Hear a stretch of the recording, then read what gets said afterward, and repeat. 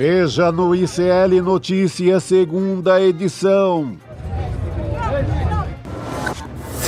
Trégua na guerra comercial. Estados Unidos e China anunciam suspensão do tarifaço por 90 dias. China, 67%. Recado brasileiro para Trump. Na China, Lula critica tarifaço e diz que protecionismo pode levar à guerra. O protecionismo no comércio pode levar à guerra, como já aconteceu tantas vezes na história da humanidade. Treta entre golpistas. Michel Temer articula novo nome da direita para 2026 e enfurece bolsonaristas. Cambada de frouxo! O ICL Notícias, o jornalismo verdade, está no ar.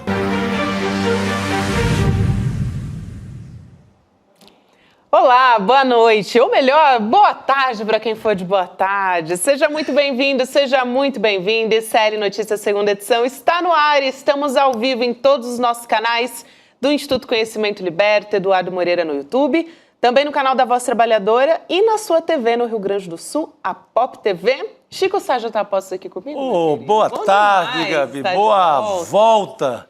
Ainda com o cheirinho do sol de Pernambuco.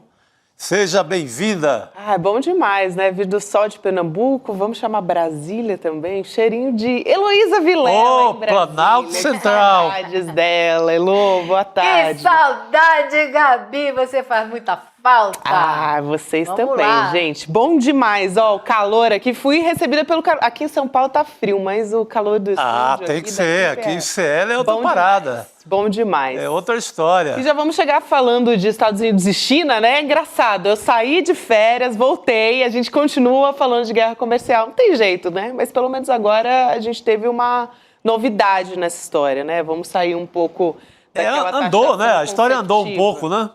Exato. Só para trazer um pouquinho aqui dos detalhes, para a Elô também já comentar com a gente, trazer a análise dela, tem uma espécie de trégua que está rolando, né, agora, que vale por 90 dias entre Estados Unidos e China. Então, as tarifas sobre as importações chinesas vão cair de 145% para 30%, e as da China sobre os produtos estadunidenses, né, americanos, vão ser reduzidas também de 125% para 10%. Até o presidente Lula, que está na China, né, comentou a respeito dessa história. Vou chamar, então, a fala do presidente Lula e, na sequência, a gente volta a falar desse assunto. Vamos lá? Não existe saída para um país sozinho. É preciso que a gente tenha consciência que nós precisamos trabalhar juntos. É por isso que eu não me conformo com a chamada taxação que o presidente dos Estados Unidos tentou impor ao planeta Terra do dia para a noite. Porque o multilateralismo, depois da Segunda Guerra Mundial, foi o que garantiu todos esses anos de harmonia entre os Estados. Não foi o protecionismo. O protecionismo no comércio pode levar à guerra, como já aconteceu tantas vezes na história da humanidade. O que nós queremos é o multilateralismo para que a gente possa praticar o livre comércio. Elô, eu já quero te ouvir sobre isso, porque eu quero saber se o Trump afinou, se isso é estratégia política, o que é isso? Com certeza o Trump afinou, não conseguiu fazer frente às pressões todas que devem ser enormes dentro dos Estados Unidos, porque você imagina que do lado de lá na China, o que tem de empresa americana querendo embarcar produto para os Estados Unidos não está conseguindo, porque está com medo de como que vai ser na hora que chegar lá. E vou dizer uma outra coisa, viu, Gabi? Essa história de um prazo de 90 dias para ter uma trégua nessas tarifas é outro problema, porque a gente não pode se esquecer, economia não é matemática, economia é sentimento, é expectativa, é o que você acha que vai acontecer, a segurança de que no futuro próximo as regras hoje estarão também valendo. Então, o Trump mexeu com isso tudo, fez uma confusão generalizada e acabou criando problemas em várias cadeias produtivas, porque você não faz um automóvel, um avião, sem trazer peças de vários lugares. Então ele tornou a atividade produtiva nos Estados Unidos uma verdadeira confusão. E a política migratória que ele está fazendo também. Então são muitas incertezas, muitos problemas, que você tem um amigo meu que me ligou, estava me falando, Heloísa, agora aqui em Nova York eu chego no supermercado, tem prateleira vazia. Prateleira como se fosse na Covid. Imagina o que é isso. Né? Tem dono de restaurante que teve funcionário preso dentro do seu restaurante, saiu algemado, o cara agora tem medo de contratar quem não seja americano. E cadê que os americanos querem trabalhar no restaurante dele? Então tá tudo uma incerteza só. E eles anunciaram esse acordo aí de 90 dias para definir então como é que vai ficar de fato essa política de tarifas de um lado e de outro. Mas enquanto isso não tiver uma resposta definitiva, a incerteza continua no ar. E quem é que faz negócio com incerteza? O cara não vai comprar nem vender sem saber de fato qual vai ser a tarifa na hora que ele fechar o preço ou na hora que chegar lá no outro país. Então, assim, é um desastre, não importa de que maneira a gente olhar para essa situação. Afinou, né? Afinou, se a pergunta o Trump afinou. Chegou com toda aquela arrogância, com toda aquela empáfia, propondo o jogo e recebeu um checkmate, né? Da paciência chinesa, a arte da guerra, a arte de saber ser mais estratégico. Não adianta falar alto, não é? E todo aquele marketing, aquele barulho, aquela zoada. Na hora H, os chineses souberam mexer melhor as pedras, o Trump recua e está aí, o jogo em 10%. E a gente falava isso, né, Elo e Chico, até onde o Trump vai conseguir esticar essa corda? A resposta é até bater ali, né, principalmente também no dinheiro, no bolso, né, dinheiro das pessoas, preocupação financeira das pessoas. Quem é dona de dinheiro forte nos Estados Unidos começou a chiar. Exatamente, aí ele aguenta as empresas, o grande negócio, a grande fortuna, chegar lá em cima dele e falar, não dá, você tem que recuar, chega, isso tá uma zona, e é quem financia a campanha, né, quem dá dinheiro para ele, então não tem como, chega uma hora que o cara não aguenta, e a China ficou lá firme, e a gente vinha falando disso, quem é que tinha condição de aguentar esse jogo mais tempo, a China ou os Estados Unidos? A China, claro. A China tinha muito mais condição de aguentar esse jogo mais tempo e já vinha reduzindo seu volume de exportação para os Estados Unidos desde o primeiro governo Trump, quando o Trump começou com esse negócio de impor uma guerra comercial com a China. Então eles já vinham fazendo esse trabalho de redução das exportações para os Estados Unidos. E claro, uma economia, né, que tem um controle estatal tem muito mais condição de resistir a essa pressão por muito mais tempo. E foi o que aconteceu. Trump teve que falar fino. E, claro, o discurso dos Estados Unidos é que não, que a China que aceitou e tal, mas a China não cedeu em nenhum momento e ele teve que voltar ao que era antes, por 90 dias, né? Agora vamos ver se no fim dos 90 dias, ou até mesmo antes, eles vão estabelecer que não, que é isso mesmo que vai ficar assim do jeito que tá, né? Que é o que é mais provável que aconteça, né? Exatamente. Exato, Elo. Nem o Elon Musk apoiou o Trump nessa, né? Nem o Elon Musk também foi prejudicado. Não, porque ele tem interesse, ele tem linha de montagem lá na China, então nem o Elon Musk estava junto. Pois é, os bilionários também ficaram preocupados com essa história toda, então fica difícil, né? Aí quando você está em cabo de guerra com gente que tem grana, aí já fica mais difícil, né, para o Trump continuar falando grosso, gente. Mas a gente estava vendo... Difícil. Agora... Fala, Elo. Não, e eu achei que foi muito, assim, o momento dessa viagem do presidente Lula à China não podia ter sido mais propício. Claro que ela já estava marcada antes, né? Mas foi, assim, um timing perfeito para ele fazer justamente o que ele fez, fazer a crítica ao Trump, fortalecer as relações com a China, aumentar muito o volume de investimentos que a China vai fazer no Brasil. E aí tem uma série de coisas que a gente pode destacar, que eu achei que foi... o discurso do Lula foi, assim, impressionantemente forte no sentido da valorização das relações Brasil-China. Super, Elô. Eu acho que vale super a pena a gente começar a entrar nessa história, porque a gente tem, já mensurando, né, que essa visita do presidente Lula vai atrair mais ou menos 27 bilhões de reais em investimentos chineses aqui, né, no Brasil. Então, olha só do que a gente está falando. A gente tem também uma delegação importante, é mais uma viagem que o presidente Lula tenta ali construir, né, fortalecer as relações políticas dele também. Então, o presidente do Senado, Davi Alcolumbre, foi junto, 11 ministros do governo também estavam lá, né, estão lá, melhor dizendo, e também 200 empresários brasileiros, cerca de 200 empresários brasileiros. Então, tem investimento de tudo quanto é tipo, né, Lô? Isso que eu queria ouvir de você. Tem montadora de carro elétrico, tem fábrica de semicondutor, enfim, serviços em geral, delivery e coisas desse tipo, né? E ele também abriu a possibilidade de investimento chinês na Avibraz, né? Então você trazer o setor de defesa, né? A China investir no setor de defesa brasileiro, tem montadora de automóvel, tem, olha, a lista de coisas, carro elétrico em Goiás e um centro de pesquisa de carro elétrico no Nordeste. E também é importante, que vai fazendo investimentos em diferentes estados, porque isso é super importante. Então, o Lula falou, olha, nós tratamos essa relação com a China com muito carinho. Ele falou uma frase que para mim achei assim, importantíssima. Ele disse o seguinte: nossa relação será indestrutível. O Brasil precisa da China e a China precisa do Brasil. Juntos, poderemos fazer com que o Sul global seja respeitado no mundo como nunca foi. Então, assim, é economia, é geopolítica, né, é estratégico.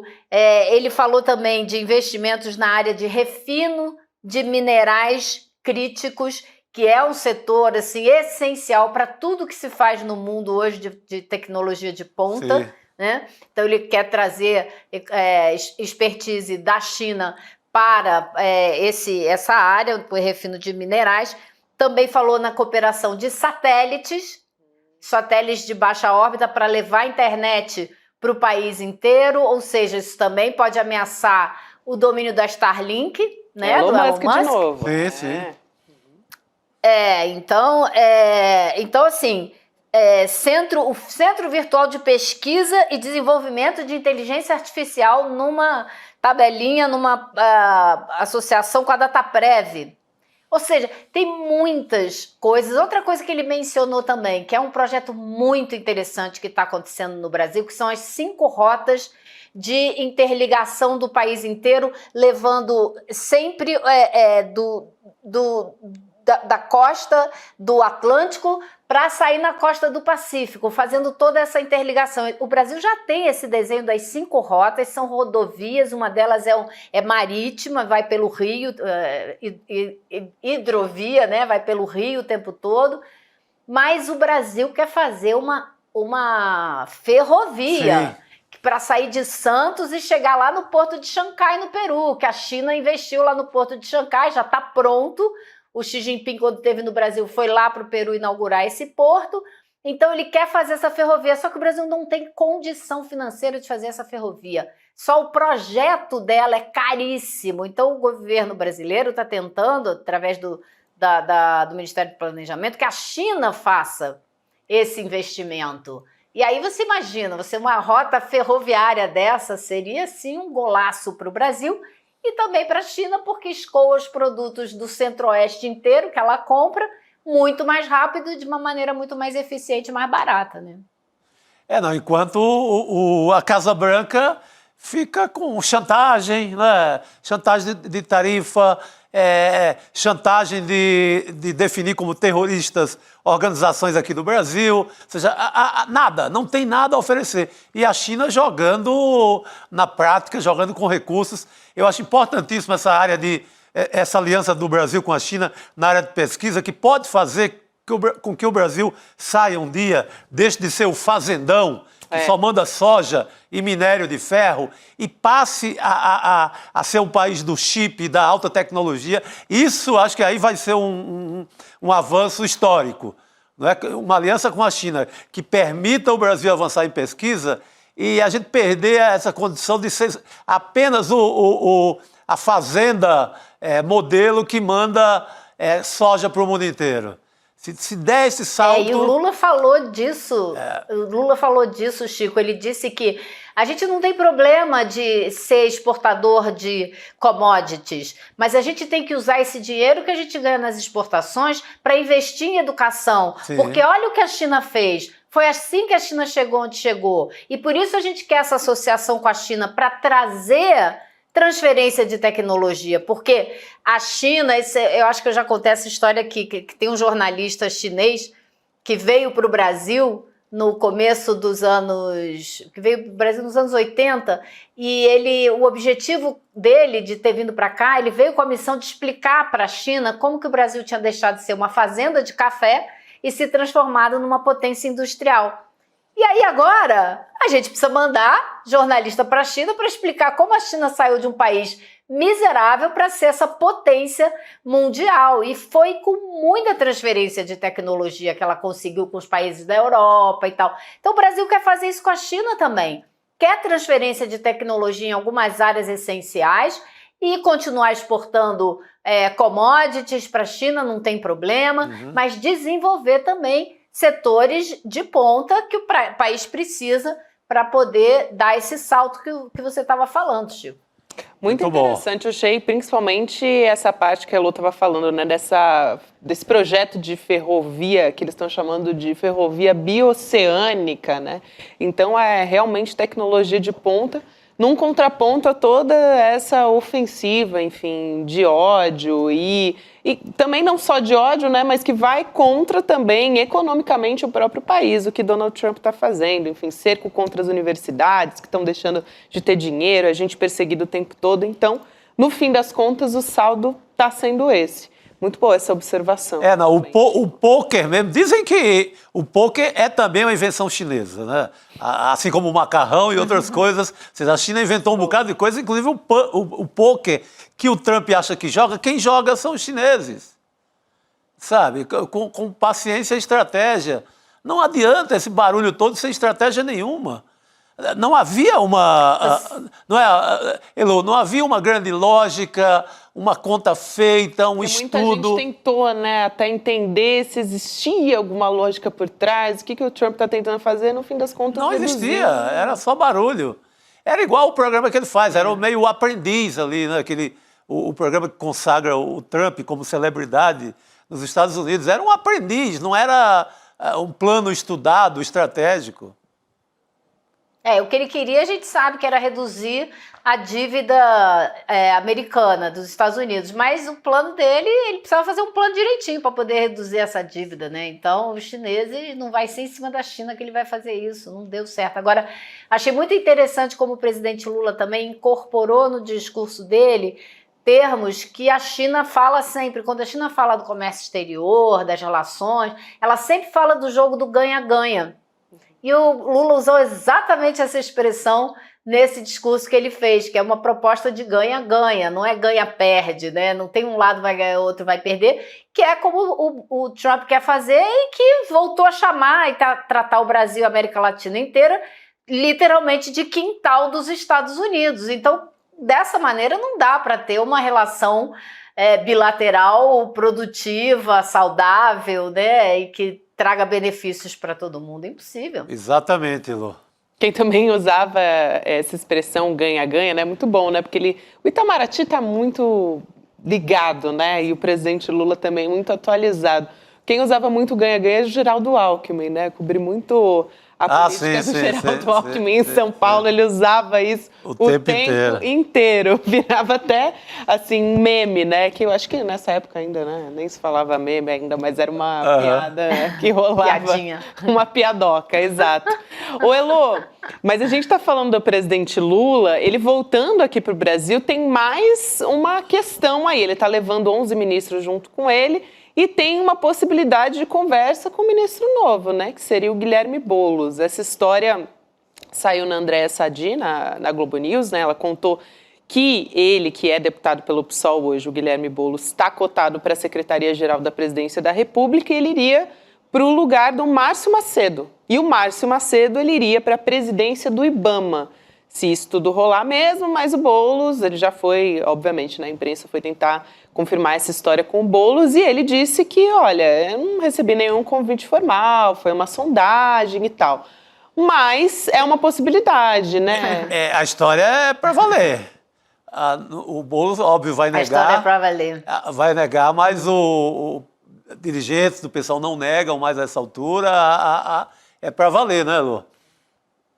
Eu conversei não só com pessoas do PSOL, que têm versões diferentes, inclusive, a respeito disso, mas também com o Palácio do Planalto. E a única coisa em comum de todos os interlocutores, seja de um lado ou do outro, que eu ouvi é: o Boulos quer muito ir para o governo e o presidente Lula também. Então, até aí, estamos certos. Agora, para o Boulos, ele obviamente não vai poder se candidatar a deputado federal em 2026, porque ele não vai assumir um ministério agora para daqui a 9 meses se desincompatibilizar e ser candidato. Então, aí começam os problemas, porque para o PSOL isso vai ser um problema sério, porque o Boulos é um carregador de votos importante para o partido não correr risco de não cumprir a cláusula de barreira, né? Tem muita gente no PSOL que acha que ele consegue mesmo sem o Boulos. Mas aí tem gente que coloca também o seguinte: o Boulos vai tomar uma decisão dessa, que no fim das contas vai ter um interesse pessoal e não partidário, então ele vai, de certa forma, focar na carreira política dele e não na construção do PSOL. Isso vai ser um estresse dentro do partido. Isso já tem gente que já não está gostando dessa conversa, vendo nisso um interesse muito pessoal e deixando o partido de lado. Então isso vai ser um estresse. Agora, aparentemente o Boulos quer, aparentemente o trabalho na Assembleia Legislativa não é o que ele imaginava, ele acha está sendo muito difícil fazer qualquer tipo de transformação consequente. Vocês sabem o Congresso como é que é, né? Eu falei Assembleia, né? O Congresso, a Câmara dos Deputados, o Congresso não é fácil, o domínio da extrema-direita é visível, então a luta lá dentro é bastante complicada e realmente é difícil ter uma marca, fazer uma diferença, e que, em princípio, ele acreditaria que no governo ele conseguiria fazer alguma diferença, né? Agora, é claro, a gente tem que olhar para isso. Qual é o objetivo, né, final do Boulos? Ele com certeza está analisando a conjuntura e está apostando numa vitória do presidente Lula, porque senão ele não estaria assim tão interessado em ir para o governo. Ele está achando que Lula vai ganhar e que ele terá um lugar talvez até mais importante num segundo mandato do presidente Lula, porque vejam só o que aconteceu, e hoje uma pessoa estava me lembrando disso. O que aconteceu com o Rui Costa, né? O Rui Costa tinha eleição certa para o Senado. Ele seria eleito senador, ficaria 8 anos no Senado sem problema nenhum. Ele abriu mão de concorrer para ser ministro do Lula. E Lula não esquece isso e tem com ele uma dívida de gratidão. Por isso, talvez até que ele, apesar de ser o ministro mais criticado da esplanada dos ministérios por todos os outros, não tem nenhum risco de cair. Boulos, se abrir mão de ser deputado federal, que ele se elegeria tranquilamente, Fácil. Também terá um compromisso do presidente Lula com ele para o próximo mandato. Nossa. E aí ele assumiu um ministério mais importante até do que a Secretaria-Geral da Muito Presidência. boa essa avaliação da Elô, né, Chico? E acho que fortalece politicamente o Boulos também. Importantíssimo para o Boulos. Seria o seu primeiro cargo no Executivo, né? Isso ajudaria na sua imagem, seria muito mais... apareceria muito mais, né, em mídia, junto às ações do Lula, sabe? Agora o pessoal precisa dele, sim, em São Paulo. Sei lá, eu vejo quem tem com grande votação aqui. Vejo o Ivan Valente, a Luísa Erundina, não sei se é mais candidata. Érica Hilton. Érica Hilton e Ivan Valente. E Erundina, não sei, naturalmente não deve ser mais candidata. a deputada. Então, o pessoal se ressentiria. Sentiria muito a falta da votação do Boulos, que seria, aí a gente está falando de uma votação de 1 milhão de votos, no mínimo. Levaria, puxaria, aumentaria significativamente a bancada do PSOL. Para o PSOL é um péssimo negócio, para o partido, mas para a trajetória política do Boulos é um ganho. Eu acho que ele não saiu bem no final da campanha de São Paulo, de imagem, perdeu politicamente, não só porque perdeu a eleição, mas a imagem dele, ele saiu desgastado pelos erros coletivos da campanha. Então, isso seria assim, um ganho gigante para o Boulos, politicamente, para o seu futuro, para a futura candidatura à Prefeitura de São Paulo. Nessa eleição, Chico, apesar de todo o apoio do PT, né, que estava junto nessa campanha com o Boulos, ele teve o mesmo número de votos que ele teve na eleição anterior. Sim. Então ele não saiu maior dessa campanha, né? Sim. Então não foi uma experiência exatamente positiva para ele. Agora, o Boulos tem uma perspectiva, né? Ele quer ser o quê? Ele quer ser o herdeiro político do Lula. Não é outro motivo. O Boulos tem o olho voltado para a presidência da República. Sim, então, essa trajetória dentro da Câmara talvez não seja o que vai dar a ele. Ele quer tornar real, concreta, aquela imagem que a gente viu, vocês vão se lembrar, do Lula no dia que ele foi preso, no palanque. Ele levantou a mão de quem? Do Boulos e da Manuela Dávila, né? Naquele dia. Exatamente. Então ele quer levar isso para a realidade, ele quer ser de fato. A Manuela saiu da política, tamanha perseguição que sofreu, o que é uma perda lastimável, porque uma pessoa inteligente, articulada, preparada, com trajetória política desde a juventude, só mostra o país, o lixo que é o machismo brasileiro.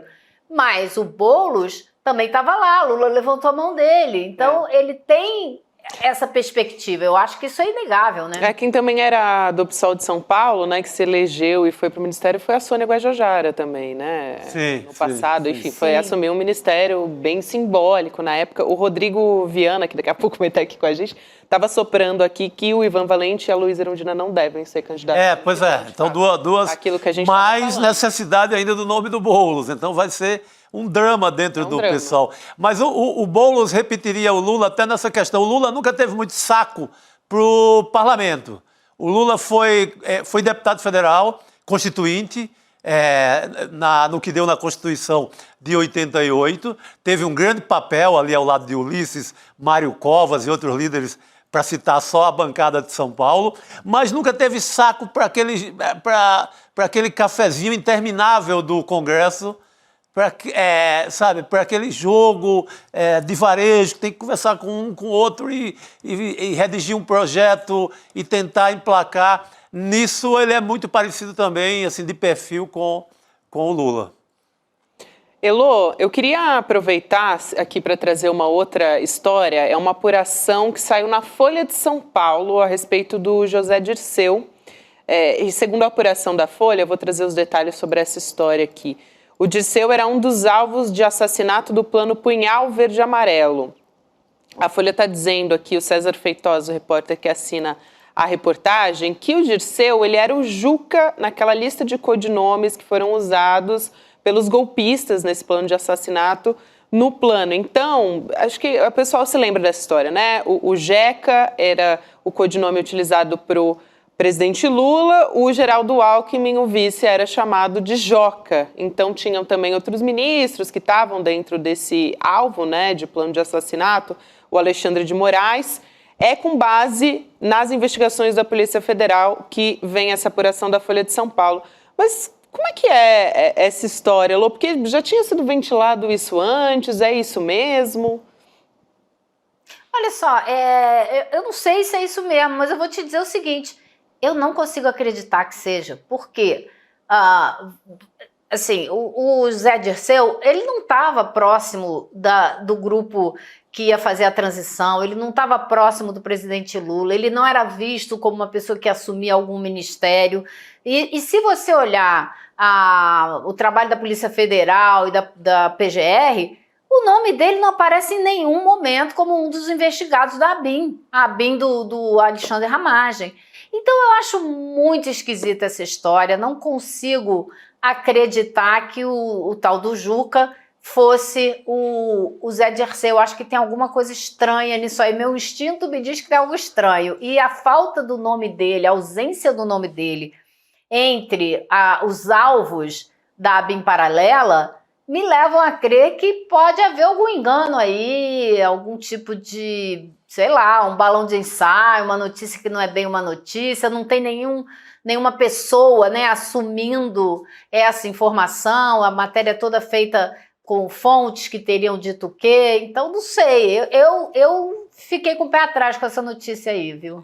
Apesar do ódio que a direita, a extrema-direita tem ao nome do Zé Dirceu, também não vi, porque ele não aparece na trama golpista hora nenhuma, ele não está como alvo de ABIN de nada, né? Mas eu acho que Juca, só o nosso Juca Kfouri mesmo, que é o grande Juca desse país, viu? Maravilhoso. Elô, eu vou... ódio eles têm do Flávio Dino também, nem por isso verdade. O Juca é o Flávio Dino, então não sei. Foi levantado, né? Também foi ventilado isso à época, né? Porque quem seria o Juca? Eu lembro que a gente comentou aqui, muita gente, né, na imprensa se falava quem seria o Juca. Então, de fato, o Flávio Dino Gabi, na época foi falado. Até segunda ordem, o Juca é o meu irmão que mora aqui em Brasília, que me acolheu por quase 1 ano na casa dele quando eu cheguei aqui nessa cidade, entendeu? É outro grande Juca. Esse é um grande Juca. O Rogério Jordão, né, da nossa equipe aqui, até pediu ao ChatGPT para fazer um sertanejo com Joca... Juca e Jeca, porque Jeca e Juca. É um modão sertanejo isso, né? Joca, Jeca e Juca. No que lembra da tristeza do Jeca e outros clássicos da canção caipira brasileira. Bom demais. Elô, obrigada por hoje. Bom demais estar com você de volta, querido. Um beijão. Um beijo, pessoal. Até amanhã. Boa noite, querido. Continuando ainda esse assunto aqui, vou chamar o Rodrigo Viana para a mesa. Lá vou. Para ver se ele quer entrar aqui no nosso... Pô, claro que eu quero, Gabi. Juca, Jeca e Joca. Gabi voltando aí, Gabi né, ao nosso convívio. Agradecendo a nossa audiência, né, alta hoje a audiência, né? Bom demais voltar muito assim com bom, essa audiência, isso. viu? Gostoso demais, gente sendo tava abraçada. Prestígio total no retorno. Isso. Pé quente, pé quente. CL... Só de parente dela lá no Pernambuco, que ela avisou do programa. Tá mobilizada. Meu Deus do céu. Tá mobilizada, viu? Agora, Gabi, essa história de que não faz muito sentido realmente o Zé Dirceu tá nesse plano em que eles pretendiam eliminar, né?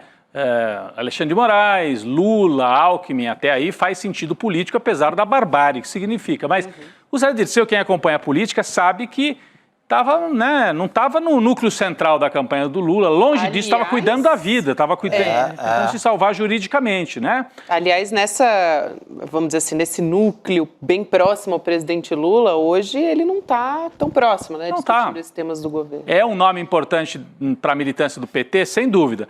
Pode se eleger deputado federal no ano que vem, sem dúvida. Mas chama a atenção, por que será que os militares iriam colocar o Zé Dirceu? Agora, essa gente do bolsonarismo acreditava que o Partido Comunista da China inventou o vírus da Covid. Então eles acreditam em tudo. Qualquer coisa. Então o Zé Dirceu é um grande comunista aliado dos cubanos e sei lá de quem. Então precisa eliminar, porque senão o governo do Lula vai ficar muito forte. Bom, essa gente é capaz das coisas mais tresloucadas, né? Como vocês disseram bem, é uma informação em off, não consta do relatório da Polícia Federal. Não é que a Polícia Federal atualizou e falou, não, descobrimos o Juca era o Zé Dirceu. Não, isso é uma apuração paralela de um jornalista que ouviu fontes, eu acredito. O jornalista deve ter ouvido gente que contou isso para ele, né? Agora, será que contou com algum intuito de desinformação? Também não sei. Qual que seria a vantagem de dizer que é o Zé Dirceu para despistar? Eu não sei se alivia para ninguém. Não dá para imaginar uma conspiração bolsonarista, não, porque daí desvia a atenção do Lula, não, porque aí você soma mais um nome do PT aí. Então, chama atenção, né, de fato, e mostra Só para a gente lembrar, mesmo que não tenha o Zé Dirceu, Lula, Alckmin, Alexandre de Moraes, já basta, né? Era uma conspiração. Porque faz muito mais sentido o Gravíssimo. Flávio Dino nessa como alvo, né? Sem dúvida, sem dúvida. Faria muito mais sentido. Bom, gente, a gente estava falando aqui de extrema-direita, né, e bolsonaristas, tal, conspirações. Quem é um grande pesquisador da extrema-direita, né, que vem sempre, aqui é nosso colaborador, nosso comentarista no SL Notícias, é o professor, o escritor João César de Castro Rocha. Um craque no tema, né? Nossa! Craque. E você sabe que ele é o convidado de hoje do Chico Pinheiro Entrevista? Espetacular, deve Olha, eu vi a chamada, já fiquei imperdível. Imperdível, professor. Professor Bom, de literatura comparada da UERJ. E como ele enriquece, né, qualquer resposta, porque ele vai lá normalmente ele vai num personagem da literatura, pode ser um Machado de Assis, Lima pode ser um Drummond, como ele abre o programa do Chico. Uhum. Então é só riqueza. Ele é um crânio, aliás, é um CDF, né? É. Porque ele sempre vai ali a fundo para estudar antes aqui de conversar com a gente, vai conversar sobre manifestação, ele vai lá, bate cartão da manifestação, vai olhar, enfim, vai coletar dados, ele é espetacular. Então vamos assistir um trechinho dessa entrevista com o professor Castro Rocha e a gente volta a conversar. Vamos lá. Eu não vejo muito sentido quando se diz o problema hoje da esquerda é que ela não sabe se comunicar. Quem tem que aprender a se comunicar é Pablo Marçal, porque o Pablo Marçal vende curso sobre como vender curso. Se você não é um gênio da comunicação, você vai morrer de fome. O problema da esquerda nunca foi comunicação. O problema da esquerda é conciliar discurso com prática. Então, nesse caso, um governo como o da Frente Ampla tem que ser mais ousado. Tem que comprar as brigas necessárias, tem que abraçar a causa do fim da jornada de 6x1, tem que mandar para o Congresso o projeto para isenção de imposto de renda até R$5.000, para congelamento de imposto. Mesmo que perca essa batalha. Mesmo que perca, porque se perder... Marca a posição. E sinaliza para o povo brasileiro qual é a sua posição e qual é a posição dos outros. Então isso é muito importante. Então, me parece que o problema não pode ser resolvido apenas como comunicação e informação.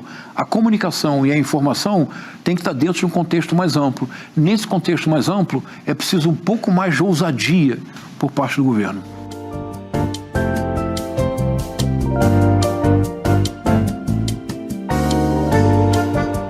Eu amo que o professor Castro Rocha, ele sempre tem um olhar inusitado. Tem, assim, tenta fugir do lugar comum, porque vira... Não, o problema é a comunicação, né? Aí, como se, assim, tem uma questão política, uma equação política na qual a comunicação está incluída, mas, assim, é como se a política está tudo resolvido, é só a maneira de se comunicar. Não, né? Porque ele está trazendo isso. Mas é um dos pontos apenas da entrevista com o Chico Pinheiro, vale a pena acompanhar. Muito boa, icl.com.br/Chico é o grupo do WhatsApp que você pode entrar para receber as novidades e fica com a gente, é coladinho no SL Notícias segunda edição. Então, às 7 horas da noite, a gente começa acompanhando a entrevista com o professor Castro Rocha. Eu sou fã. Todo mundo, aliás, né? Aqui no nosso chat, sou fã do professor Castro Rocha. Totalmente. Quem não é, né? Pelo amor de Deus. Quem não é? Bom, vamos continuar falando de política, economia também. Essa semana tem um evento que está repercutindo bastante em Nova York, a Brazilian Week. Tem uma série de fóruns, de eventos que está acontecendo lá em Nova York e muitas figuras importantes ali da política. Tem Hugo Mota, Ciro Nogueira, o governador de São Paulo, Tarcísio de Freitas está lá, o Joesley Batista, o ex-presidente Michel Temer também está lá. Ele de novo aqui aparecendo. Esse voltou com tudo, né? Noticiário. E sabe quem conversou com o Michel Temer? O Jamil Chad, gente, que vai conversar com a gente agora. Jamil, boa noite para você. Aliás, que arrancou uma aspa ali do Michel Temer muito boa. Muito boa. Boa noite para todos vocês. De fato, eu não sei quem ficou aí, além de vocês três, viu? E a nossa produção, porque está todo mundo aqui em Nova York e o resto do governo está... Na verdade, o governo está na China, a oposição está em Nova York, eu fico imaginando, né? Bom, quem está pilotando o avião, né, Rodrigo? Vamos ver. Ficamos, sobramos. Aqui, não, mas de fato, olha, é impressionante, porque como você colocou, Gabi, muitos governadores, Cláudio Castro, enfim, muita gente E claro, com um argumento, pelo menos oficial, de que vão passar a semana negociando com investidores americanos. Veremos se é exatamente isso, mas o fato é que vários deles já começam a dar declarações, entrevistas, etc.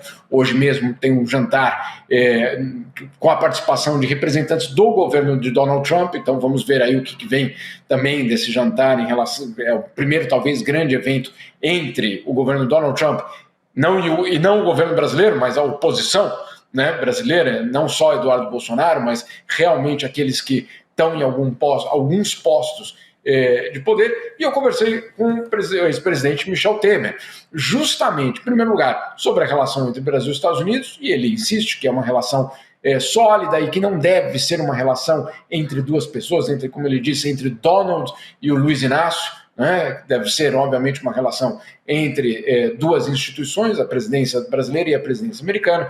Acha que não vai ter um envolvimento de Donald Trump na eleição em 2026. Eu ouvi outras coisas, mas enfim, vamos lá, vamos esperar. Mas, Gabi, ponto principal, ele me contou da história de 5 governadores, não me disse quais são, mas 5 governadores brasileiros que foram procurá-lo pedindo conselhos para 2026. Posso trazer a aspa dele aqui, Jamil, para você comentar? Aqui, ipsis literis, o que disse Michel Temer para o Jamil Chad, gente.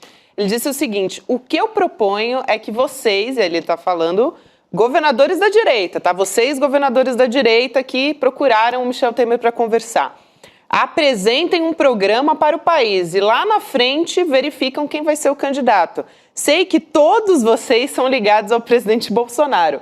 Se ele for um candidato, vocês apresentam um programa a ele. Então essa foi a frase que disse o Michel Temer. E aí tem nas entrelinhas, né, o Jamil Chad, que é um excelente repórter, vai poder explicar aqui pra gente o que estava querendo dizer o Temer aqui com essa frase. O que ele está dizendo é que o projeto não pode depender do Bolsonaro. No fundo, o recado é esse.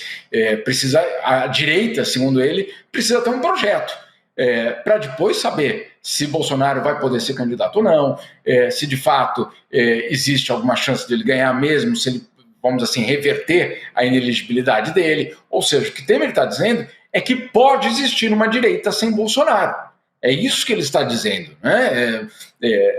Traduzindo ao português o que ele está dizendo. Eu até perguntei, mas existe eleição para a direita sem Bolsonaro? E ele diz, daquela forma dele, não é impossível, ou seja, é possível, né? Ele coloca isso. Lembrando que o partido dele é aquela complexidade brasileira, né? Uma parte do partido apoia o governo oficialmente, outra parte tem ambições para 2026 ao lado do bolsonarismo. Então a complexidade da política brasileira nu e crua, no fundo. E ele coloca isso e eu achei muito revelador, viu, Gabi? Porque de fato ele abre essa possibilidade real de que a direita em 2026 tenha um outro candidato. Ou seja, ela precisa ter um projeto. É isso que ele está avisando aos governadores bolsonaristas. Cadê o projeto? O que é que vocês vão dizer para a população, além de ter um mito, né, como candidato? Precisa ter projeto, isso é fato, mas precisa ter voto, né? E quem tem voto na extrema-direita é o Bolsonaro. Gostem ou não. É o Bolsonaro que tem voto. Então, é uma equação um pouco complicada para essa turma da direita, né, Gabi? E esta fala do Temer gerou confusão. É a treta, como a gente disse aqui, a treta dos golpistas, é o que está aqui na nossa manchete. Teve um especialmente, né, Gabi, que se manifestou rápido, né, quando ouviu o que o Temer falou, não é isso? É verdade, teve essa... Adivinha quem foi, né? É alguém que a turma aqui do ICL está acompanhando de perto nos últimos tempos, né? Que foi falado aí num podcast. Esse mesmo. Podcast investigativo aqui do ICL. Chamado No Alvo, né? No Alvo, exatamente. Eu conheço. Amanhã, inclusive, está no Em Detalhes do Igor Mello falando No Alvo também, trazendo spoilers. Então já fica a dica aí. Mas sim, foi o Silas Malafaia, o pastor Silas Malafaia, que foi rapidinho ali defender o Bolsonaro, né? O porta-voz do bolsonarismo nos últimos tempos, em palanque e tudo. Então, ele disse o seguinte: se existe uma articulação para um candidato da direita, caso o vergonhoso impedimento de Bolsonaro persista, o senhor Temer, né? Tá falando para o Michel Temer, esqueceu do nome mais bem avaliado nas pesquisas, Michele. Então o Silas aparece como um guardião, Chico, um guardião da família Bolsonaro. Isso, Exatamente. Exato. Não ousem falar de política na direita, deixando de fora a família Bolsonaro. É isso que ele está dizendo aqui. E ele fica na família, porque ele poderia citar o Tarcísio, por exemplo. Mas não citou. Não, porque ele quer, a tese do Bolsonaro é que seja o nome da família. De confiança absoluta dele. E aí ele vai, por preferência dele, ele vai, já escolhe a Michelle aí como candidata, né? Pois é, e mais gente, né? Na direita, algumas pessoas se manifestaram, eu vi o Van Garten também. Agora, eu não sei se os filhos da família Bolsonaro gostaram muito. Do quê? Da fala do Temer? Da fala do Malafaia. Bom, acho que não gostaram de nenhuma das duas. No caso dos filhos, né, Jamil? Tem razão. Eu acho que eles não gostaram da fala do Temer, porque coloca o Bolsonaro quase como uma carta fora do baralho, e não gostaram do Silas Malafaia, porque ele lembra da Michelle, mas não lembra do Eduardo, não lembra dos filhos. Mas como é que você vê isso, o Jamil? Quer dizer, gera ruído entre a família Bolsonaro, que é quem tem voto, né, me parece, hoje no Brasil, na direita, né? Sem dúvida nenhuma, Rodrigo, você tem toda razão. E isso mostra que, no fundo, o ex-presidente Temer não está tão errado quando ele fala quem é o candidato de vocês, né? Porque essa é a provocação que ele está fazendo, essa provocação à família, essa provocação ao Silas Malafaia, a provocação à extrema-direita brasileira, é porque, de fato, a extrema-direita brasileira não sabe quem é o candidato. Tem uma disputa real entre eles para saber quem poderia ser o candidato caso Bolsonaro mantenha a sua situação. Eu, sinceramente, acredito que seria vergonhoso uma situação na qual a inelegibilidade dele fosse revertida, faltando alguns meses para que ele possa ser, enfim, a gente conhece muito bem isso aí, uma história muito complicada. Mas é o ex-presidente Michel Temer abrindo feridas aí muito claras.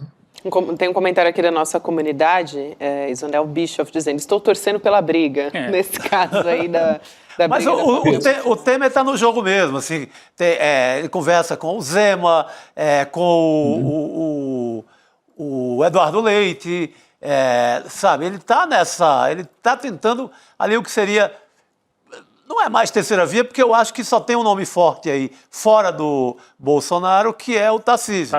Com os votos do Bolsonaro. Isso. E nenhum deles é forte sem os votos do Bolsonaro. Nenhum nome. Por isso que não é terceira via. É o bolsonarismo sem Bolsonaro, é isso? Exatamente. Esse que é o caminho que eles estão tentando traçar. É isso. Rodrigo, eu me comprometo agora no jantar a perguntar para o Tarcísio, para o Eduardo Leite, para o senador, ali também fundamental na campanha do Bolsonaro. Como estão todos aqui, a gente já resolve isso ali mesmo, entendeu? E aí? Vocês vão dizer o quê? Né? Diante disso, veremos que eles trarão. Ansiosa, desde já. Maravilha. Amanhã teremos outra manchete do Jamil aí. Seguramente. Opa, vamos esperar já. Depois de tomar um vinho ou um uísque, não sei o que eles vão beber, eles vão falar um pouquinho. É verdade. O cara está distanciado do Brasil, sempre rende mais, Rende mais. Esses encontros favorecem a isso. A conversa com o jornalista, mais fácil o acesso. Aliás, tem até fotinho deles juntos, né? Jantando e tal. Tem? Parece que tem foto. Esse encontro é patrocinado, é o encontro da Veja? Você sabe, Jamil, quem é que está patrocinando ou são vários patrocinadores? Porque são vários, são muitos, na verdade. Desde o Financial Times, amanhã é o lead do João Dória, depois tem outros eventos, tem do Valor Econômico, são vários. Claro, as pessoas se repetem praticamente em todos. As pessoas que, pelo menos os governadores, os senadores, as autoridades, o Gonê também está presente, tá? Então, assim, tem também o Barroso está presente também. Então, por isso que eu digo, além de vocês três, quem mandando nesse país ficou aí? Eu fiquei me perguntando. Ficou o Geraldo Alckmin e nós três, ficamos assim. Exatamente. Nós três aqui, isso aí. Todo mundo foi para Acapulco e a gente ficou. Dos que mandam, Rodrigo, dos que mandam. Não, tanto, vai. Agora, a gente está falando de toda essa galera que está lá, né? Eu comentei da foto, né? A gente estava falando do Gomota, tá lá. Ele estava com o Ciro Nogueira nessa foto também. Sabe quem também, Rodrigo? A gente vai ter que voltar a falar dele, né? Dá até uma respirada, assim. Quem? Mas o Gustavo Lima estava lá querendo falar sobre o futuro político dele. Ser aconselhado ali pela turma, né? O Gomota que estava lá, enfim. Ele estava, o Gustavo Lima, ele procurou, estava com o Antônio Rueda. Esse cara, presta atenção nesse nome. O nome do Brasil, pernambucano ali, com a ascendência espanhola, advogado com muito dinheiro, não é dinheiro de... É um cara que começa como diretor de criptomoedas da OAB. Fotinho, hein? Olha lá a fotinho. O clima estava numa boa. Essa turma aí é fortíssima. E o Gustavo Lima, segundo a Bela Megali, do Globo, teria ido se aconselhar politicamente sobre possível candidatura, e o Hugo Mota teria dito: meu filho, tem como ser político e ajudar o Brasil sem encarecer, colocar uma candidatura na estrada, isso é muito difícil, você vai apanhar muito. Já tirou, rapaz. Só faltou dizer, tem o seu problema com as bets, é complicado, mas não disse, evidentemente. Mas aconselhou, você pode colaborar com o Brasil, conversando com a gente, mas não diretamente numa candidatura, porque ele ainda está assanhado, porque aquela pesquisa coloca ele... Mas depois ele disse que não ia ser mais, né, o Gustavo Lima, retirou, mas está procurando os caras, né, tá querendo... insinuar alguma coisa. Tá no game. Politicamente para ele é interessante, né? Continuar envolvido. Sim, joga o nome ali, né? Sai também, e todo mundo. Outro assunto importante para a gente aproveitar a presença do Jamil aqui é sobre essa história do Trump falar fino, né? Depois de toda essa tarifa atrás de tarifa com a China, a gente teve, só para retomar, que a gente já falou sobre esses dados aqui, mas para retomar, mais uma vez, a gente vai ter uma trégua de 90 dias, a gente está chamando de trégua, né? Ou então falar fino com a China, mas sobre as importações chinesas, vão cair 145% para 30%, e quando a gente fala da China para os produtos americanos, vão ser reduzidas de 125% para 10%. E aí o Trump está falando também sobre isso, dizendo que é um recomeço na relação com a China. Olha a diferença no tom, né, Rodrigo? Mudou bastante, né, Jamil? É impressionante. É impressionante, Gabi. Inclusive porque ele foi perguntado hoje se, nesses 90 dias, uma negociação não chegar a um resultado, se então ele voltará a aplicar as tarifas de 145%. E ele disse que não. Que não, elas podem até aumentar, mas elas não voltarão ao que está até hoje, ou até ontem, no caso, porque, segundo ele, inviabilizaria o comércio. E aí, claro, o que ele tenta fazer, e a coletiva de hoje foi muito simbólica nesse sentido, dizendo que, olha, as empresas estão quebrando na China. A China está com muitos problemas, por isso que eles quiseram um acordo com a gente. O que ele não diz é que o PIB americano teve um retrocesso, existe uma chance real, segundo o Fed, eu não estou falando de um think tank, de uma entidade marxista, não. O Fed, obviamente o Banco Central americano, dizendo que a economia americana pode entrar em recessão se ele mantiver essa política tarifária. E claro, os dados econômicos não são positivos. E aí ele dizendo, não, na verdade nós fizemos um acordo porque nós não queremos ferir a China e queremos, claro, que a situação na China melhore. É onde uma hipocrisia gigantesca, porque ele obviamente está sob uma enorme pressão e essa pressão obviamente levou o governo americano a então manifestar interesse por essa negociação com a China. Vocês se lembram, nas últimas semanas, que ele falava o seguinte, não, os chineses estão me procurando para negociar. Na segunda vez que ele falou isso, o porta-voz do governo chinês deu uma coletiva para dizer, olha, nós só queremos esclarecer uma coisa. Não, nós não estamos procurando eles para negociar. Maravilhoso. Então, assim, parem de mentir, porque não é verdade. Né? E aí, logo depois, então, se restabelece uma negociação, claro, porque os americanos precisavam dessa negociação, a economia americana obviamente deficitária, são poucos os países com os quais eles têm superávit comercial, um deles é o Brasil, para vocês terem ideia, mas com a China o déficit comercial é gigantesco. Agora, isso é tudo muito revelador justamente dessas idas e vindas do governo Trump, né? dessa tentativa de mostrar força, uma força que cada dia mais a gente vai descobrindo que ele não tem, né? Que não é exatamente a narrativa que ele conta. Eu, óbvio, né, falei aqui maravilhoso, o tom ali da China basicamente desmentindo uma fake news, mas quando que a gente imaginar, né, que a gente teria fake news diplomática também, né, um país chegando a essa situação e a China tendo que desmentir, né, publicamente, não, A gente não tem conversado com os Estados Unidos, a gente não está procurando os Estados Unidos. Só isso, não tem na nossa agenda aqui, pode olhar e tal. Não, e a China, que já foi tratada como um grande fantasma, o comunismo. Imagina o João Goulart, quando foi tomar posse no Brasil, não deixaram ele tomar posse, porque não, estava visitando a China, comunista, não pode.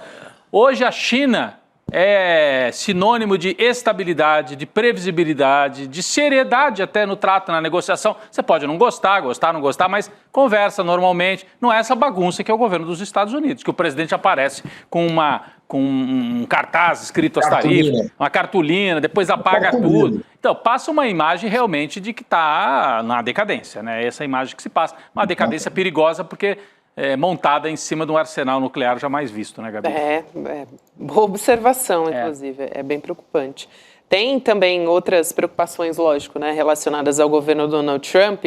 Tem uma história agora, gente, que eu até, assim, eu tive que tomar um antiácido quando eu estava lendo sobre o assunto que está publicado na coluna do Jamil Chad, né, a apuração dele, do Trump ter declarado, né, Jamil, sem evidência alguma, obviamente, que os fazendeiros brancos sul-africanos estão sendo vítima de genocídio. Sim, foi isso que ele disse. O presidente dos Estados Unidos também anunciou cidadania a esses fazendeiros, né, essas pessoas brancas, que ele diz que são perseguidas e que ele vai receber essas pessoas como refugiadas. E aí a gente tem quase 50 sul-africanos brancos que embarcaram em direção aos Estados Unidos por conta disso. Agora, fazia tempo que eu não vi uma notícia tão forte assim de racismo reverso. É inacreditável a história, Jamil. Eu queria...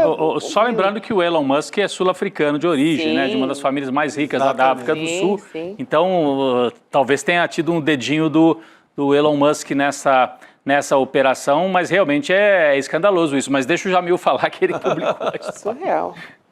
Olha, só para completar o que o Rodrigo disse, os avós do Donald Trump saíram do Canadá originalmente, quando no Canadá o partido nazista canadense foi proibido, viu, Rodrigo? Opa, não sabia dessa. E aí eles vão para onde? Exato. Só isso já é inacreditável, né? Já podia parar, o noticiário já podia parar aqui, né?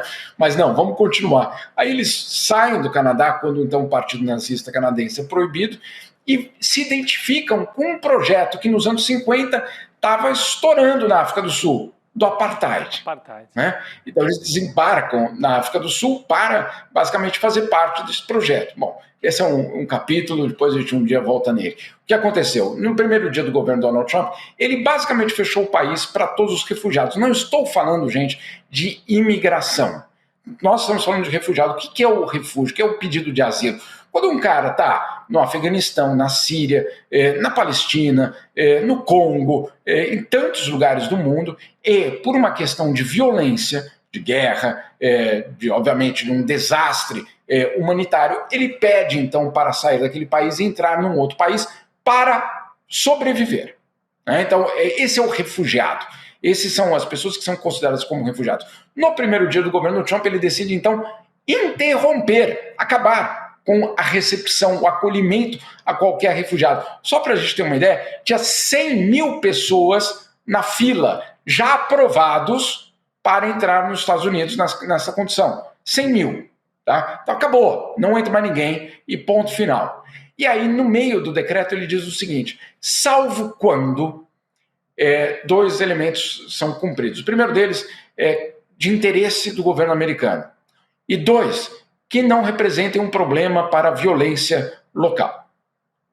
E aí, gente, o que ele faz é hoje, e essas são 49 pessoas, desembarcam da África do Sul, brancos, fazendeiros brancos, que desembarcam aqui nos Estados Unidos, já chegaram, e são recebidos, olha, só o pacote aqui, com uma casa, com garantia de escola, seguro de saúde, um telefone pré-pago, já feito, com crianças, já um pacote de fraldas para essas crianças e um subsídio mensal para que aquela família possa sobreviver. Ou seja, dá então para manter alguém de forma digna? Dá, mas depende de quem, né?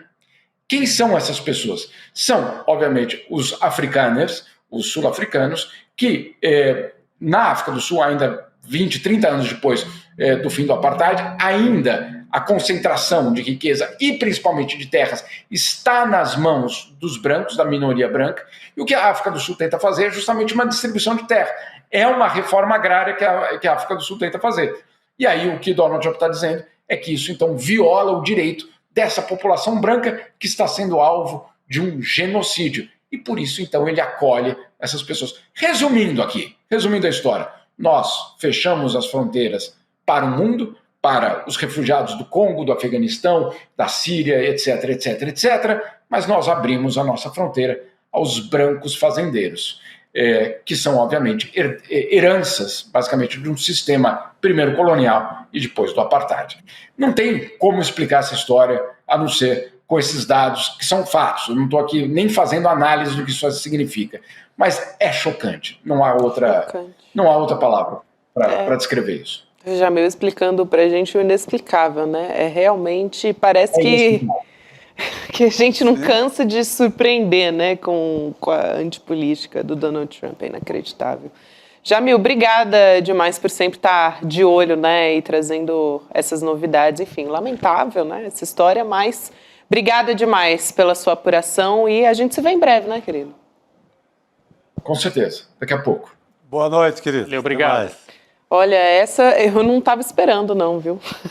Essa eu não estava esperando. Depois das universidades, né, e de tanta gente que está enfrentando dificuldades lá, né, enfim, a gente conversa sobre isso o tempo inteiro. É um governo que precisa disso, né? Tem que ter uma história dessa diária. Um factoide, né? Factoide para manter o absurdo. E o recuo, ele continua com esse tipo de história, jogando ali no absurdo, mas recuando em tudo que se diz respeito à pauta econômica. Que não se sustenta, né? Sim, porque depois de 3 meses no poder, você tem uma recessão, andou para trás a economia. Se isso se repetir nos próximos 3, aí entre recessão técnica e aí o Donald Trump vai ter muita dificuldade de se recuperar. Então ele precisa reverter rápido essa impressão. Agora, foi de improviso que ele fez isso? Achou que não ia acontecer nada? É impressionante isso, né? Também esse recuo na economia. Quer dizer, ele faz uma lambança, vai para a televisão com aquele quadrinho das tarifas, achando que não ia acontecer nada, que ia conseguir nadar de braçada. Que todo mundo ia aceitar. Ia aceitar assim. Que não ia ter enfrentamento. É impressionante também isso, né? Mas essa também, Tá fácil, gente, não tá fácil não, mas tem uma notícia boa, pelo menos aqui de nossa parte, né? Sim. A nossa pós-graduação, inclusive, que é uma maneira de enfrentamento a esse tipo de antipolítica, né, que a gente está comentando aqui todos os dias a respeito do Donald Trump. A gente vai ter uma segunda turma de matrícula da nossa pós-graduação, não é isso, Rodrigo? A gente já teve 4.000 alunos e alunas que entraram nessa primeira leva, né, dessa primeira turma que a gente teve, na estreia, nossa primeira pós-graduação em parceria com a FESP aqui de São Paulo, uma faculdade muito tradicional de sociologia, né, e política. E o nosso curso é o Repensando o Brasil, Sociedade, Política e História. Agora a gente traz mais uma turma, porque tinha muita gente, né, que não conseguiu, de repente, fazer né, a primeira turma, e agora vai poder acompanhar, né, entrar nessa com a gente. A gente vai ter outra aula magna, inclusive, Rodrigo, para inaugurar essa história, que é essa gratuita. Aula que está aí na tela, né? Você está vendo ali, ó, o Gessé Souza, Chico, vai ser o professor que vai fazer essa aula magna intitulada Por que as elites odeiam o povo brasileiro? Em cima, né? Viu o Temer falando que precisa ter um projeto para depois ter um nome. Lembrei exatamente dessa aula porque a grande proposta atual dessa candidatura que o Temer diz, dessa candidatura da direita, é uma só, essa questão de congelamento do salário mínimo por 6 meses. É a nova ponte para o passado. Lembra da pinguela? Veja que ela está nos editoriais de Folha, Estadão, Globo, ela é verbalizada pelo Armínio Fraga, que é a cara dessa elite, e é a grande proposta dessa elite que o Gessé Souza vai explicar para a gente. Congelamento do salário mínimo, nova reforma previdenciária para ferrar mais ainda os aposentados. Então, eles não param, eles não cansam, né? Então, é interessante fazer uma aula dessa, Gabi, porque as elites odeiam o povo brasileiro, que é no próximo dia 15 de maio, às 8 horas da noite, a aula. Isso, mas com o nosso Gessé Souza, né? Com o Gessé. Então, é uma aula, você assiste, depois o Edu Moreira explica como é que funciona a segunda turma da pós-graduação do ICL. Mas não espera não o dia 15, faz agora a inscrição, tem aí o QR Code na tela e tem o link icln2.com.br. Você se inscreve, coloca o seu e-mail e aí a equipe do ICL te lembra no dia 15, vai ser hoje, hein? Quinta-feira agora, né? Então já. Então tá em cima da hora, faltam 3 dias, mas dá tempo de você se inscrever. É isso então, gente, essa super aula que é gratuita, ao vivo aqui no ICL, então vale a pena fazer agora e o Gessé Souza, enfim, que é um especialista nesse assunto, né? E da aula você parte para a segunda para se inscrever, né? Certamente isso. Você vai gostar da aula e vai querer fazer a inscrição. É isso que é bom também, né? Porque quando o Edu, depois, né, tem o Edu explicando as condições da pós-graduação. E aí ele traz também os detalhes das condições especiais, né, para a nossa comunidade. Então não vou dar nenhum spoiler aqui, porque obviamente ele vai te contar tudo na quinta-feira. Mas, assistindo, você tem direito a essas condições especiais da nossa pós. E as pessoas vão saber também o elenco de professores. Isso é importante, hein? Porque se no primeiro já era aquele timaço, aquela seleção, isso que agora vem melhor ainda. E a gente teve Gessé Souza, a gente teve Marilena Chauí, Renato Janine Ribeiro, Muniz Sodré, só entre outros. no mão. Só no mão, é isso. Imagina, onde que vai ter acesso, né, a professores como esses, enfim, para tratar de temas que são tão importantes, né, como esse que a gente estava conversando aqui a respeito do Donald Trump. Tudo isso está interligado, gente. Então, aqui com os nossos professores, né, e com o nosso olhar também, que tem o nosso tempero, né, do ICL. Então, tudo isso a gente confere nessa quinta-feira agora. Então, icln2.com.br para poder assistir a aula de graça na quinta-feira. Vamos seguir, gente? Falando sobre Simbora. Congresso que está esvaziado nessa semana? Por metade está em Nova York e outra metade está na China com o Lula, né? É verdade. O Alcolumbre está na China. O Hugo Mota está em Nova York, né? Estava até esses dias aí na Quinta Avenida, num restaurante com o Gustavo Lima e tudo. A gente fala desse encontro do Gilmar Palusa lá em Portugal, mas esse tipo de encontro só aumenta, né? Porque o UOL tem um, a Veja tem outro, o Gilmar, tá todo mundo querendo fazer esse tipo de história. O ICL podia fazer um em Montevidéu, quem sabe? Fazer um em Havana. Pensando mais em Mercosul, né? Mercosul, Buenos Aires, No Uruguai já bonito, hein? Já acho. Já pensou? O encontro. Mas daí não vai ter esse monte de gente só de direita, né? Porque não convidam um que não seja de direita. Não, o nosso vai ser lembrando um pouco o Fórum Social Mundial. Podia ter. Várias vozes. Olha só. Ficar dando ideia aqui, de repente dá certo. Joga, né? Planta sementinha aí. Boa, Rodrigo e Chico. Agora, tem uma questão nessa história, né? Porque a gente está falando que o Congresso está esvaziado e tal, né? Que esses personagens políticos importantes estão lá fora. Mas tem uma briga ali, né? Uma queda de braço que continua muito atual e importante que está acontecendo, que é entre a Câmara e o Supremo Tribunal Federal. E aí um capítulo dessa história é uma decisão da primeira turma do Supremo Tribunal Federal, aliás, uma decisão por unanimidade. Então, todo mundo decidiu derrubar a resolução da Câmara que estava suspendendo o processo do golpe contra o deputado bolsonarista Alexandre Ramagem. Aí, só para trazer alguns detalhes aqui, Chico e Rodrigo, a primeira turma votou para prosseguir a ação penal contra o deputado, né? Ele é acusado de 5 crimes, e suspender o andamento do caso relativo a 2 crimes, que são dano qualificado e deterioração contra o patrimônio da União. Então, são desses casos que a gente está falando, né? Para os crimes de golpe de Estado, de organização criminosa, armada, inclusive, né? Tentativa de abolição do Estado Democrático, a ação penal desse caso vai continuar. Sim. Até porque o argumento é o seguinte, não é o argumento, é a letra do que diz a Constituição brasileira. Deputado federal, parlamentar em geral, né, Chico, tem o mandato protegido? Claro, a partir do momento que ele é diplomado. Se ele cometeu atos antes da diplomação, ele tem que responder por esses atos. Então, qual é o entendimento do STF? O STF já tinha mandado isso por escrito, inclusive, para a Câmara. São 5 crimes. Desses 5, 2 você pode dizer que tenham sido só no dia 8 de janeiro, que é a destruição dos prédios públicos, etc, etc. Mas golpe de Estado, atentado contra o Estado Democrático de Direito, isso começou antes do 8 de janeiro, quando o Ramagem não era deputado federal. Ele era um funcionário do bando golpista. Né? Então, ele não pode ser protegido pelo mandato nesses outros 3 crimes. Importante a decisão. E o Alexandre de Moraes trouxe isso por escrito e outros ministros também trouxeram esse argumento muito bem delimitado, né, Gabi? Exato. Eu vou trazer aqui o que disse o ministro Flávio Dino no voto. A votação foi no plenário virtual. Virtual, é. A gente tem aqui a aspa do voto do ministro Flávio Dino. Somente em tiranias, um ramo estatal pode concentrar em suas mãos o poder de aprovar leis, elaborar o orçamento e executá-lo diretamente, efetuar julgamentos de índole criminal ou paralisá-los arbitrariamente. Tudo isso supostamente sem nenhum tipo de controle jurídico. Maiorias ocasionais podem muito em um sistema democrático, mas certamente não podem dilacerar o coração do regime constitucional. Então ele está dizendo aqui, Forte né? essa fala, né, A Chico? Constituição está acima de o que ele chama de maiorias ocasionais. A grande fala, o grande voto, a grande defesa dessa tese no Supremo, dessa vez, foi o Flávio Dino. O melhor argumento, mas, eu digo assim, em comparação com o discurso que é sempre mais forte do Alexandre de Moraes, que é quem conduz o inquérito dessa história inteira, né?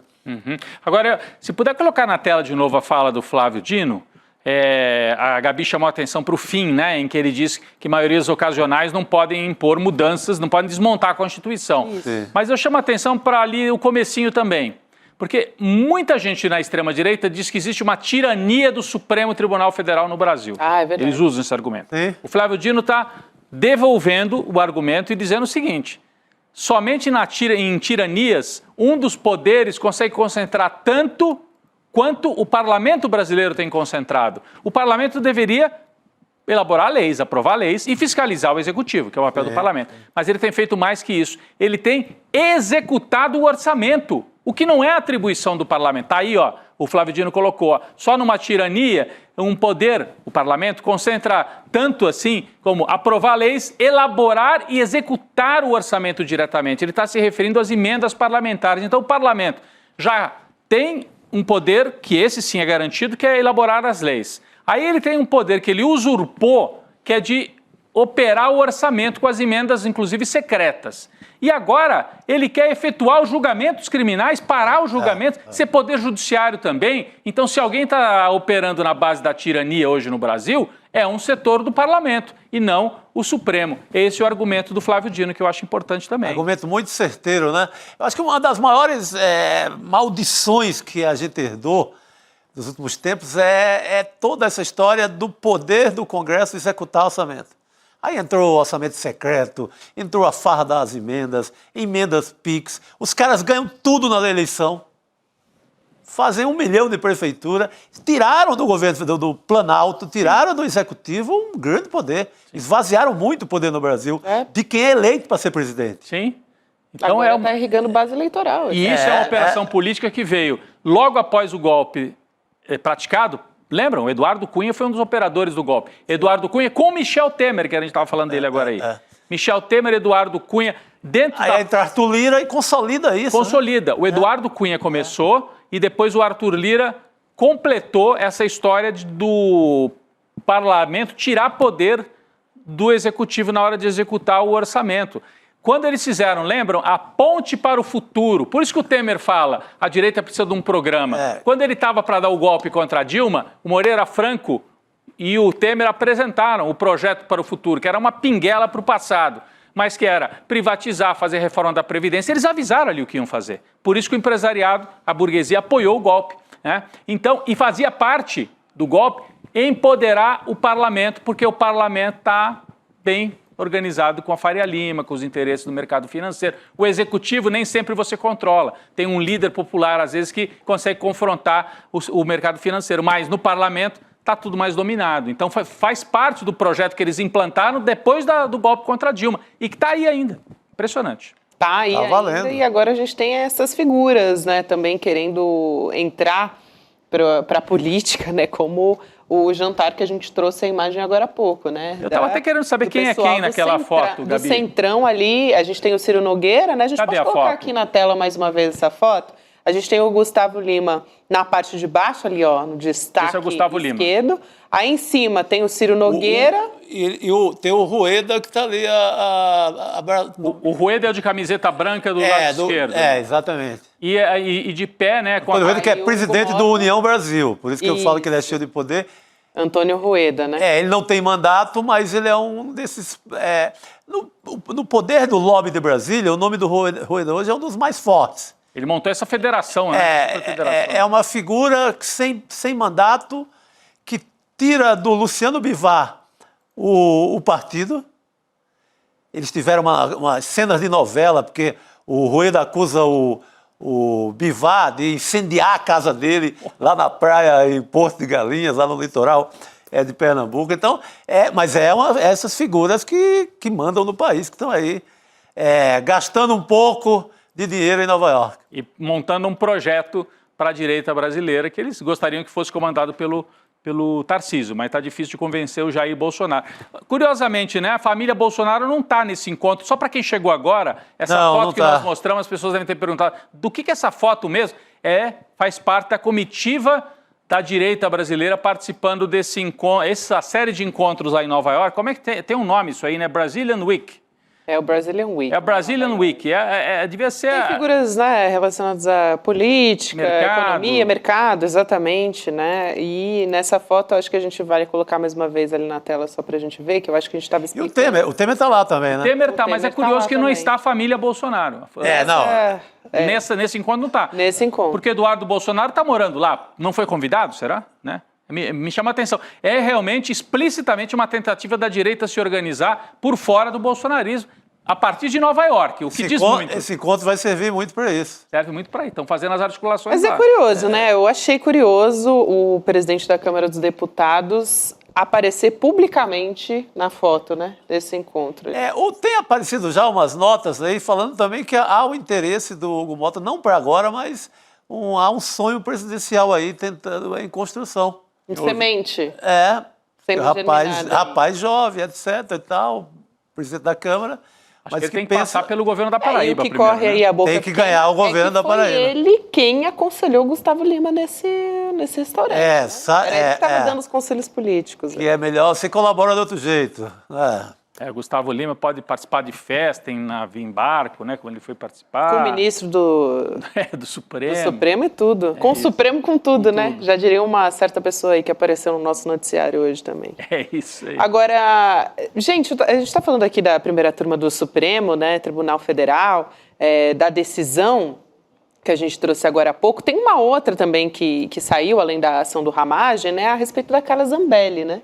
Que já se formou maioria, então a gente tem essa informação para condenar a deputada Carla Zambelli e também o Walter Delgatti, o hacker de Araraquara, né?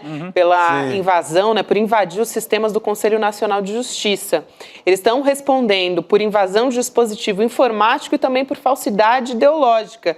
O Chico Sá pode ajudar a gente a entender essa história, Chico, mas o que o relator, o ministro Alexandre de Moraes, pediu, né? No caso de condenação? São 10 anos de prisão para a Zambelli e também a perda de mandato, né?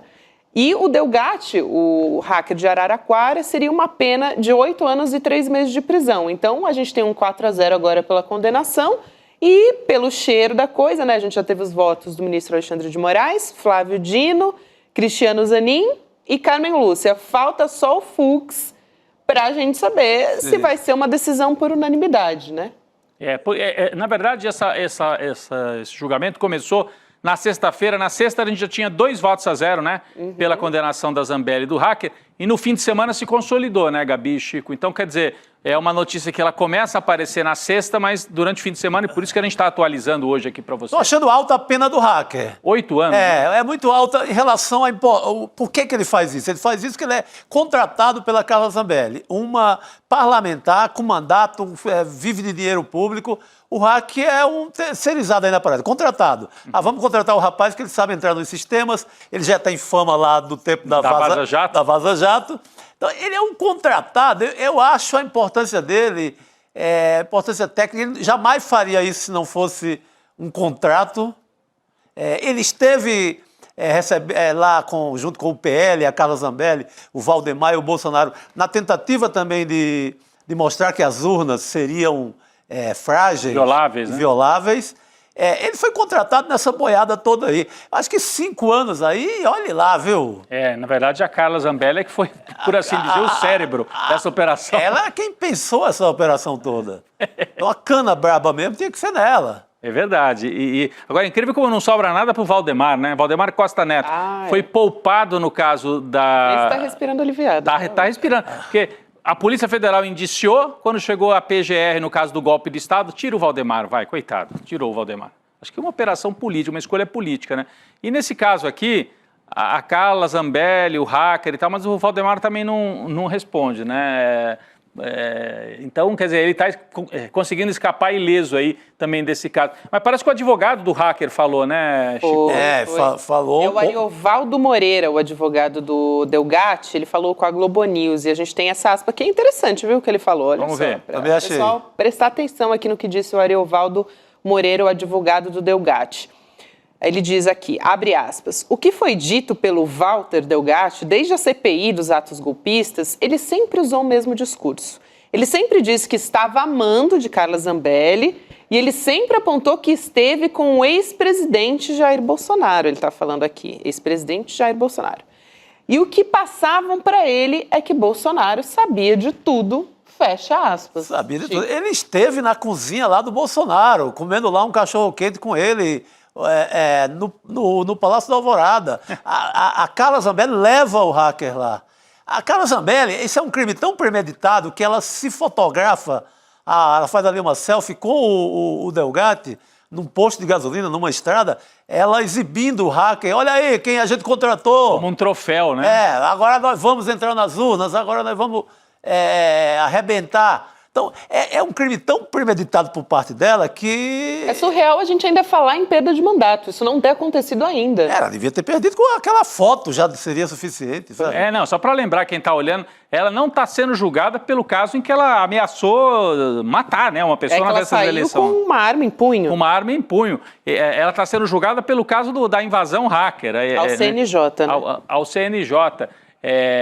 Mas a pena, nesse caso aqui, se ela for condenada, além dos 10 anos de prisão, ela perde o mandato e tem uma multa, Gabi, de R$2 milhões que ela e o hacker vão ter que pagar.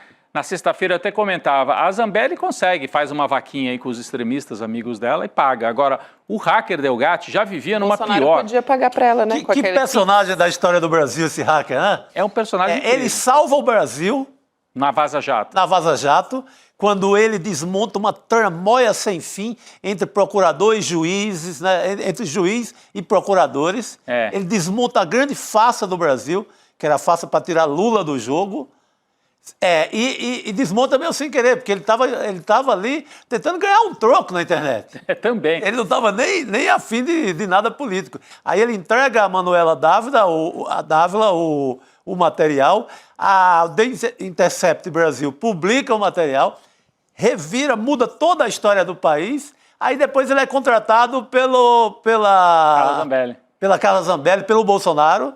Pelo bolsonarismo. Que o Bolsonaro, ele visitou o Bolsonaro lá no Alvorada, então... que personagem, isso daria uma série maravilhosa. Opa, né? O pessoal aí do podcast investigativo. Opa, não é? Que personagem é esse? Alô, Juliana Dalpiva. Ele tem uma história... Igor Melo. Eu acompanhei um pouquinho lá na época da Vaza Jato, né? Ele tem uma história familiar, confusa, assim, né? Uma história... Enfim, não tem uma situação financeira boa, é um rapaz que vivia de maneira... Não vou dizer humilde, mas assim, uma maneira difícil. Acho que na casa da avó, cara, interior de São Paulo. Lascado, estava lá sem um cara nada, lascadão, né? Um cara lascado. Não conseguia pagar as contas. Aí aparece a Carla Zambelli e fala, meu filho, vem aqui, vou te levar lá pro Bolsonaro, você ajuda a gente aqui? Fala, pô, de repente resolve minha vida, né? E aí lá foi ele. Posso trazer uma notícia de última hora aqui? Saiu agora. A oposição apresentou um pedido de criação da CPI mista do INSS.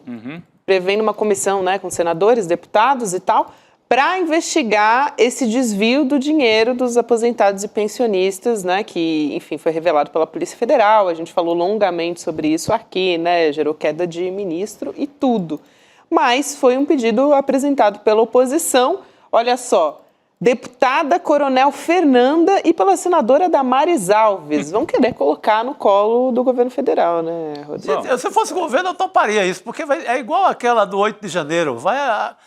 O principal do MST também, né? Do MST também. Tira tiro no pé, você acha? Agora, é porque, de qualquer forma, uma CPI paralisa muita coisa.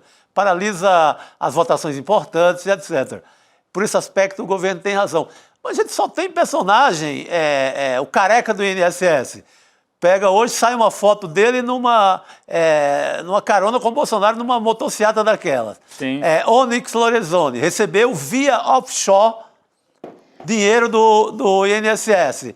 Só tem gente do lado de lá, deixa rolar essa investigação. E a informação de que tinha gente ligada ao mundo evangélico também. Ali, INSS, muita gente.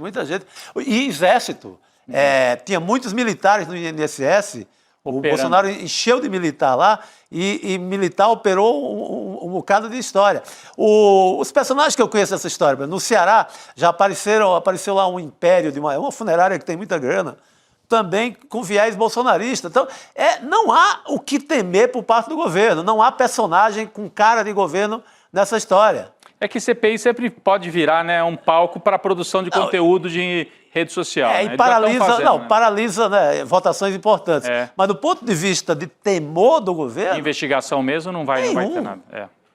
Zero. Vamos ver onde é que vai parar essa história agora. Acabou de entrar aí a oposição já tinha com esse pedido formal. Gabi, desculpa, durante as suas férias, já tinha um pedido para uma CPI na Câmara. E agora eles conseguem CPMI agora. Né? Agora eles conseguiram uma CPI mista, o que significa deputados e senadores, portanto, uma CPI no Congresso, mista, né, como você leu. É uma nova tática aí da direita. É isso aí, gente. Mas sem chance também, né? O Alcolumbre está lá com Lula, voltando da China. Bom ponto. Tá lá sentado. Hoje o Lula abrindo o discurso lá com anúncio de 27 bilhões da China para o Brasil. Ele abre agradecendo fulano, companheiro Alcolumbre aqui ao meu lado. Olha só, o Zé Carlos. O companheiro Alcolumbre estava lá. Gente, presidente Lula não dá ponto sem nó, né? Bom, vamos nessa? Então, Opa! Amanhã a gente está de volta. Agora tem Chico Pinheiro entrevista com o professor Castro Rocha, hein, gente? Show de bola. Fiquem aí e assistam, hein? E nós vamos ficar aqui também ligados na entrevista com o professor Castro Rocha. Amanhã estaremos de volta, a partir das 7 horas da manhã. Chico, Rodrigo, bom estar de volta. Muito bom, Gabi. Tamo aí. Até amanhã, pessoal. Boa noite. Até mais. Eles não querem trabalhar porque recebem Bolsa Família. Por isso são preguiçosos. Por isso que o Brasil não vai para frente. Quem nunca ouviu esse tipo de discurso da boca das nossas elites? Ou até mesmo de um colega na mesa de bar ou daquele familiar bolsonarista. A ideologia das elites se propaga pela boca a boca das pessoas, como se fosse uma verdade absoluta. É sobre esse tema que farei a próxima aula magna da pós-graduação do ICL, Repensando o Brasil, Sociedade, Política e História. A aula Por que as elites odeiam o povo brasileiro será no dia 15 de maio, uma quinta-feira, às 20 horas. Uma aula de graça e aberta, onde vamos entender de onde vêm os discursos que dominam o debate público e como reverter esse jogo com história e consciência crítica. É uma chance única de saber mais sobre a pós que está revolucionando a educação no nosso país. Olha só, eu aqui no reino dos livros.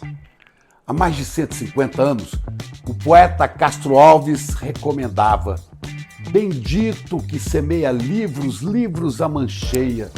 O livro caindo na alma é germe que faz a palma, é chuva que faz o mar do conhecimento. O conhecimento que liberta. ICL, Instituto Conhecimento Liberta. E agora a gente tem uma lojinha de livros para você. Livros à mancheia. Livros de alta qualidade que te ajudam a pensar. Venha buscar os nossos livros agora, abrindo a nossa lojinha de livros, souicl.com.br. Vamos pegar os livros à mancheia.